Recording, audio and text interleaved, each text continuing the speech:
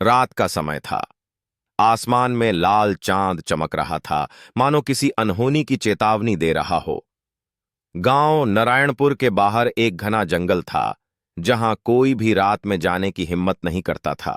कहा जाता था कि उस जंगल में कोई वह औरत रहती है जो काला जादू करती है।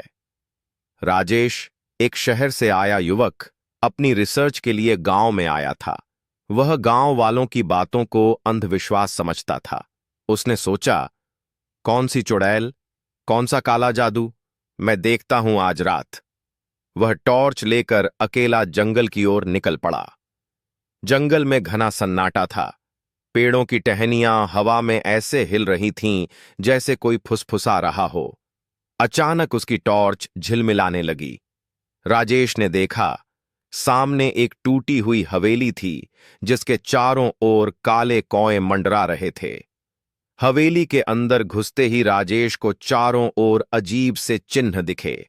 जमीन पर लाल गोला बना था, बीच में काली मोमबत्तियां जल रही थीं। उसने एक किताब देखी, अघोर तंत्र विद्या। अचानक ठंडी हवा चली और दरवाजा अपने आप बंद हो गया।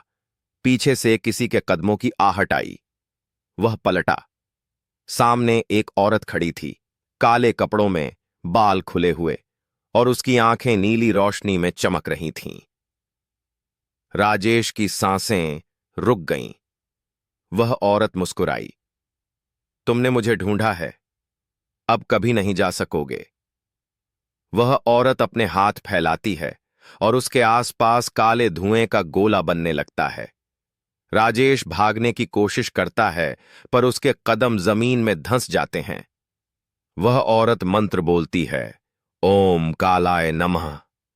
जंगल में अजीब सी आवाज गूंजती है और राजेश की आंखों के सामने सब धुंधला हो जाता है। सुबह गांव वाले जब जंगल में गए तो हवेली के बाहर एक जलती मोमबत्ती और एक टूटी हुई टॉर्च पड़ी थी।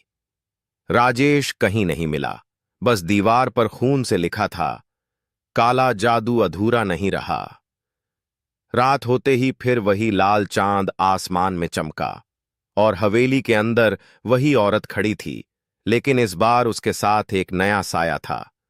राजेश अब इंसान नहीं, उसी के जादू का हिस्सा बन चुका था। काला जादू अब उसका नया चेहरा पा चुका था।